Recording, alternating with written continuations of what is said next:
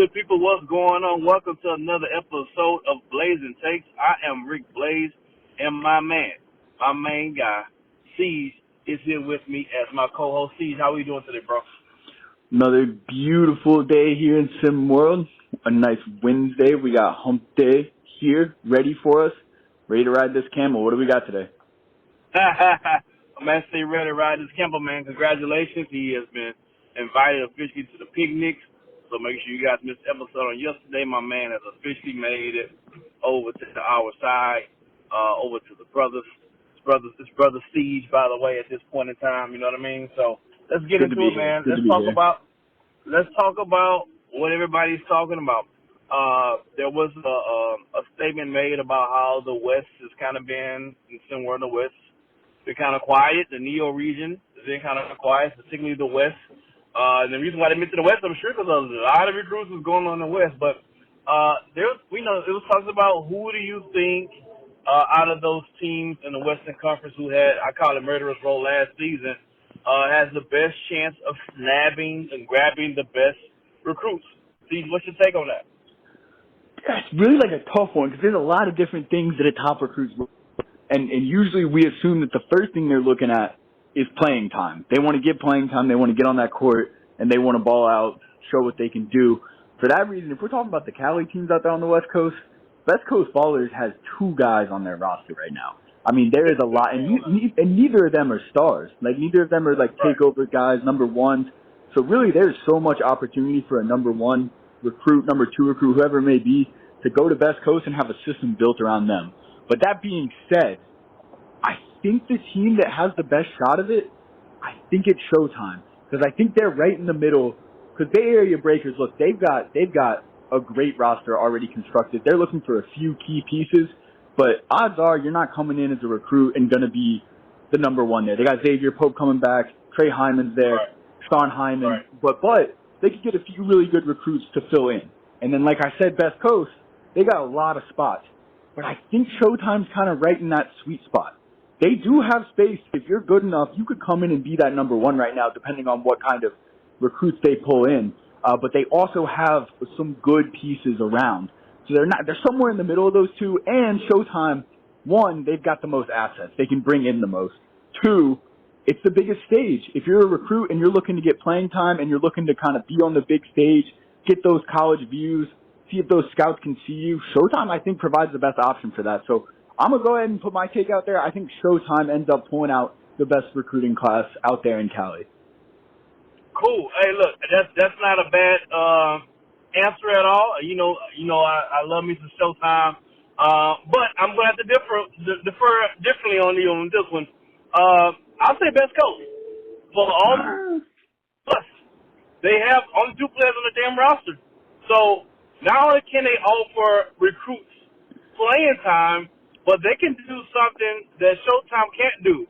They can offer recruits playing time at every position. Showtime still got Yams playing the big fella position. So if you're a big fella and on the West Coast, you're limited on your minutes because you know you have to share with one other big for sure. If you're West Coast, you can offer every single position as for the taking. You know what I mean? Like from a point guard to the shooting guard to the wing to the big, like every position is available. Now, if you was to ask me which recruit will help the team be a better team, it's a totally different conversation. But if you was trying to say statistically, which team has the chance of nabbing the best recruit in the West, and the quote-unquote best recruit is also subjective, right? But which team has the best chance? Statistically, I have to go with West Coast. They only have two players. They need 8 more players on the roster. I got to go West Coast. That's the best chance of getting the top recruit in the West. I think it's a totally valid argument, but my thing is it'd be one thing if we're talking about an established coach is there. You know he's got a system every year that works and everything. And look, this is no knock on new coach out there, but look, I don't know because I don't know. This coach is new. He's new to SimWorld. We don't know what kind of scheme he runs. So if I'm a recruit, there is that kind of, if you're that guy and you have that confidence and you are that guy, then you're fine saying, let me go to West Coast. Not only let me go to West Coast, but let me grab my other buddies who are recruits right now and let's all team up here at West Coast. So I definitely do think they got the best chance, but I could see that kind of scaring off a couple of the big guys who want to make a mark early. But that's the beauty of it. We don't know the coach, and the coach don't know the players, which means whoever I bring in, I can tailor my scheme around whoever comes. All right. I don't have a set scheme. I can't say, well, this is what we did last year. No. It's a whole new situation. So I'm looking to get a fresh start with some fresh players. And if I decide to go the big route, I'm gonna build it around the big. If I decide to go with the point guard route, I'm gonna build it around like it's whatever they want to do. Now the key is how good is these coaches at recruiting these players, right? Now I think if it's Showtime, you probably don't have to recruit as much because hell, it's Showtime. Like you've seen the stadium, you see where they play. It's Showtime. It's gonna recruit itself. But I think best coach has the biggest chance of getting nabbing the best recruit. And I say the word best recruit really likely because it's all subjective, right? So I say Showtime. I say best coach. You say Showtime. We shall see. Speaking of best coach and Showtime, let's pivot that just a little bit. We're talking about recruits. And on Friday, CJ and I are going to get into a deep dive on these recruits. But let's talk about the best recruit. I think that's such a subjective title. That's such a subjective subject matter. But let's talk about Siege. For you, what will be considered? I know it's going to vary from team to team. But for you, Siege, what would be considered a best recruit? Are you looking for a specific name out here, or are you looking what I want in a recruit? What you want in a recruit. All right. What I'm looking for in a recruit, I'm looking for a couple of things. And again, it still does vary based on, one, what I'm looking for as a team, and it varies on the kind of player, because if I'm looking at a guy who's got number one potential coming in, I might be looking for a little bit different kind of thing. But in general, what I'm looking for let me make it easy for you then. Regardless of position, what type of guy do you want as your number one recruit? The number one guy that I bring in, I want him to be coachable. I don't want him to come in and be like, my way's the best way. I'm a hooper. I can take anybody one-on-one, all that. I don't need that. Mm-hmm. What I need is a guy who's going to come in. He's going to be coachable.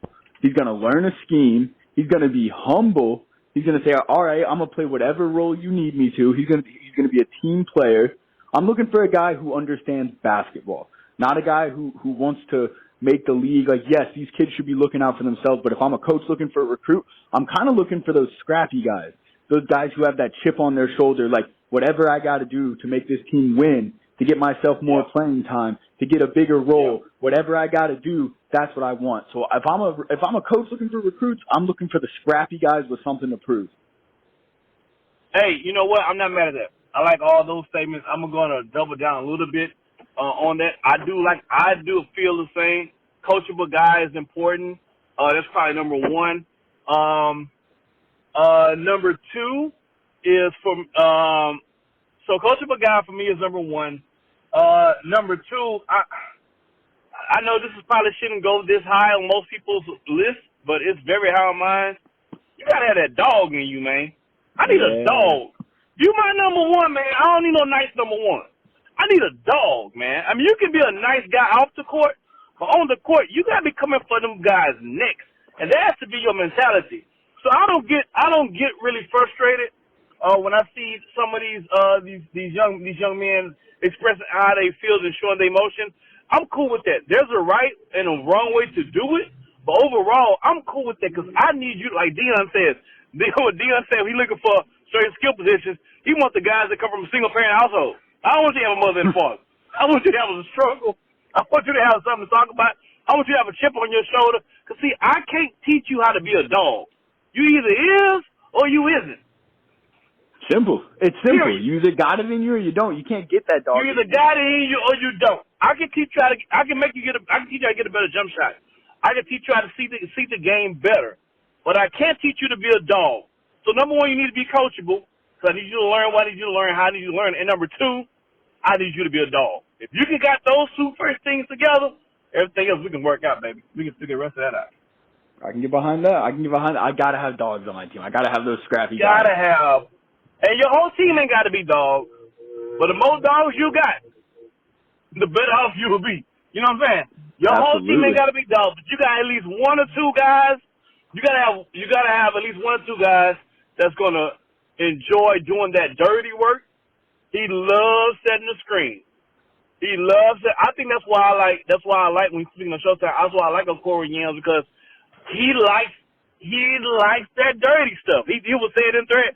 You come to me, you try to jump up on me, I'm put you on your ass. I like that. As a coach who has a big, I need that. I need a big that's gonna say, you come into this lane and you probably gonna come hurt.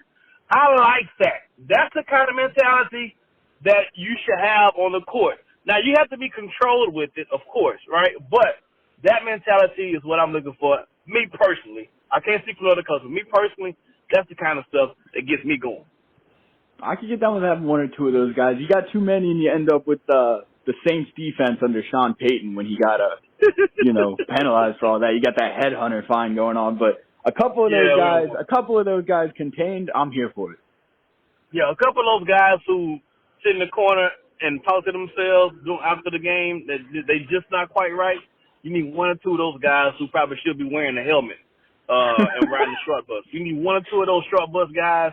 They're gonna help make that thing it's gonna make it just right. I'm trying to tell you.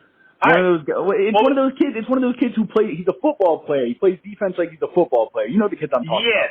Yes, that's what you need. That's what you need. He's on the basketball court, but he's playing football. But he shows up halfway through the basketball season because football hasn't ended yet. So you don't see him until halfway through the season. Then he shows up and just plays tough D. Correct. That's what I mean. And his mentality is, I wish somebody would. He walks on the court. He never has to touch the basketball. He doesn't even care about the basketball. He just wish somebody would, and that's all he's looking for, to knock somebody's head off. I need one or two of those guys at all times. That's just how I feel about it. All right, let's talk about grab bag questions. Ladies and gentlemen, we talk about the grab bag section of this show. Well, I'm going to ask my man Siege a personal, or maybe a personal, maybe a not so personal question that he has yet to know about. So we don't know what kind of question that is going to be. If you have a grab bag question you want us to add on the show, and DM myself or DM Siege, and we will, if it's good enough, we'll put it on. We'll give you your shout out, and we'll give you some credit, things like that. It'll be a lot of fun. So, Siege, are you ready for a grab bag question? Give it to me. All right. You are stranded on a desert island. Okay? You are stranded on a desert island. What is one song that you be able to play, that you can play your duration while being on that album? One song. Desert Island. One song. I got it. It's perfect for the scenario I'm in. I'm stranded. I need some good vibes. Need to be reminded that everything's fine, bro. I'm going All Right by my boy Rick Blaze. That's the one I'm pulling up for the island. That's what I'm doing. No promo here. That's a genuine opinion. Come on, man. I was not paid to Come say on. this. That's my pick. You know how to warm a brother heart up, man. You know what I mean? I'm telling you that. Hey, look, I know you speaking legit because we was talking about something last week. We were talking about music or something, and you sent me like, yo, I got the All Right joint playing. I appreciate that, man. That's love in a real way. Hey, man, anybody run an errand with Siege, you run an errand with me. I'm just telling you right now. Siege is off the limits. Leave my man alone. Let him breathe. Now he's protected. You know what I'm saying? That's what it is. So, hey, this is the show. Siege, you got anything you want to say before we get out of here? Get down there, custom discuss what song you playing on an island. What do you got? What do you think about who's bringing home the top recruiting class for the California area? What do you got? Let us know. Custom discuss. Get down there. Let's get to it. See y'all on the other side. Peace.